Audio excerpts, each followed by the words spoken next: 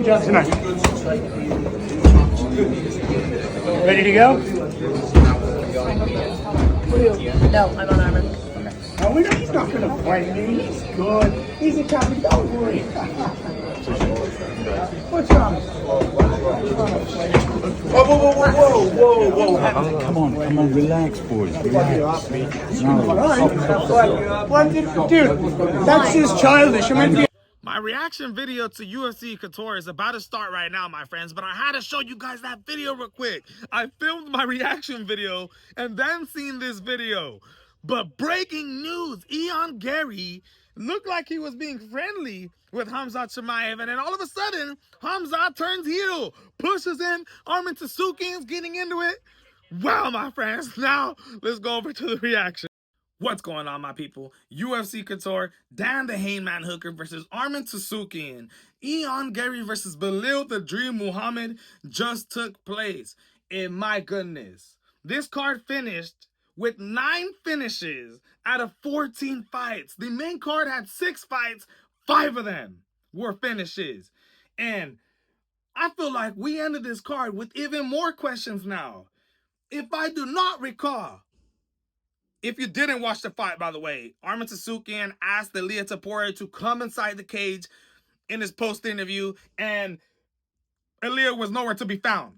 So that leads me to, if I do not recall, didn't Alexander Topuria fight on the prelims, the brother of Ilia Topuria, on this card?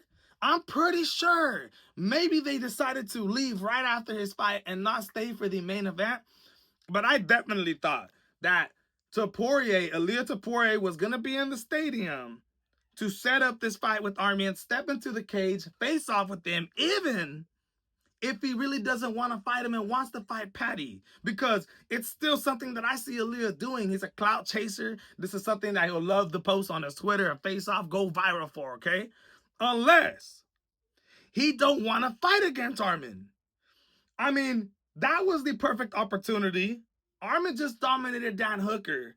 I know a lot of fans want to see Paddy the Baddy fight against Arman, fight against Ilia, but in my opinion, I just don't think he deserves it yet. I would rather see Paddy the Baddy get one more shot and possibly fight for an interim against Charles Oliveira, Max Holloway, even Justin Gaethje. I would rather see Arman Tsarukyan right now. He looks like he could give the toughest matchup to Ilia Topuria, okay? At the end of the day, we're going to see what they do. I don't think Topuria really wants this fight. If he did, he would have stayed there, went into the cage. Big news. Didn't do it. Now, for the welterweight division, Garry. The first thing that I think of after the performance that he put on against Belal the Dream Muhammad, who again put on a horrible takedown grappling showing like he did against JDM, Garry was stuffing everything. The takedown defense and boxing that Garry showed was high level, man. And to see him at the post-interview call out Islam and tell him, dude, you came into my division. This is my division. You better fight me. Garry just beat the number 2 ranked fighter in the welterweight division, right? The UFC rankings have been updated. He was ranked number 1. They dropped JDM the number 1. He just lost his title. Belal the Dream was number 2. So I'm like, man, what is next for Garry? He just beat the number 2 fighter, but behind him, he still got Michael Morales and Shavkat Rakhmonov. I feel like Garry should get the next fight against Islam Makhachev, in my opinion, or fight against JDM in an interim fight, okay? Or fight against Michael Morales in an interim fight, but I don't see them doing that, or fighting him against Shavkat Rakhmonov in a rematch for an interim fight, because Shavkat's been so inactive. I don't see them doing that with Michael Morales, because we all know they want to set up the Carlos Prates fight against Michael Morales. So that's why I'm saying, when you look at this top 5 division, they're like, who's next? It only makes sense to fight against Islam Makhachev next. There's a storyline behind this. Right now, it's still alive. Ireland versus Russia. We just had Usman versus Paul Hughes, McGregor versus Khabib. This could be Islam's Khabib. Islam's Conor McGregor, right? But in my opinion, Garry has better takedown defense than Conor McGregor ever had. Conor McGregor's offense way better than Garry. I mean, when it comes to knockouts and ferociousness, don't get me wrong, Ian's a great boxer. But the takedown defense and the all-over-round game plan and the high IQ is what makes him stand out, bro. And I don't know what's next, but I would love to see that rivalry be relived, okay? If not, then who are you going to put him up against? Shavkat Rakhmonov, if he decides, then I understand.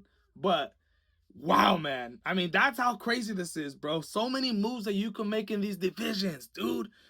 Now, what about all the other knockouts? Luke Riley, okay? What about Luke Riley? Patty the Bad, since we're speaking about Patty Pimblett. What about that dude who went against Bogdan, got dominated in the first round, looked like when he was going back to the stool, like he was a little defeated. You had his corner and his team telling him, bro, remember our last fight, man? You lost the first round too. Remember those fights? You came back. The second round's different. He comes in and left hook Bogdan into a different oblivion. Boom! And dude, I was just like, no way, man. Absolutely ridiculous victory for Luke Riley, putting himself in the featherweight division on the map. Man, I thought that was absolutely exciting, all right? Now, you had Ismail the Moroccan go in there and sleep Ryan Loder too. Ryan Loder was in another oblivion. I mean, Order Boy. I mean, Volkan Ozdemir. I mean, dude. So, it was just absolutely ridiculous, all right? Alex Perez. He was winning his fight, beating Asuam Abayev. Asuam Abayev in the third round, I would say he needs a knockout or a submission to win this fight. I think Alex won both the first and second round. And in the third round, Alex Perez shoots for a double. You got Asuam Abayev locking in a tight guillotine, and Alex Perez picks him up, doesn't even decide he's picking him up. Asuam got the guillotine, and he's like, oh. Alex doesn't even attempt to slam him on the floor. Boom! Nothing. It's a standing guillotine win when Alex is the one standing up and Sue's just on him like a goddamn spider, just choking him out, dude. And last but not least, Waldo Cortez Acosta. I'm telling you guys right now, I don't care about the 5 of the people ahead of him in the UFC ranking. He's ranked number 6, okay? He just came in on 2-day notice against Shamil Gaziev. Call it 3 days, I don't care. But it was an 18-hour flight to Qatar, my friends. This dude just went in there and slept Shamil Gaziev in the first round. And in my opinion, I do not care about Sergey Pavlovich, Curtis Blades, Jolton Almeida, Sarao Khan, Alexander Volkov. You guys, give the eye-poking bandit, the new eye patch pirate man, a goddamn title shot against Tom Aspinall. I don't even care to take out Sarao Khan or give him the winner out of that fight if John Jones doesn't come back, my friends. What this guy is doing 5 times in 1 year, incredible, bro. Man, absolutely ridiculous card, bro. I gotta go, man, because we got the David Benavidez, we got the boxing card coming on tonight. The family's coming over for a barbecue. We got the TV outside. We were watching it. Dude, that card got me so hyped up, man, and so many questions. I could not believe it. We got a 1-week break this week coming up, and on December 6th, we're back with the last pay-per-view of the year, baby. Oh, my goodness, my friends. I'm out.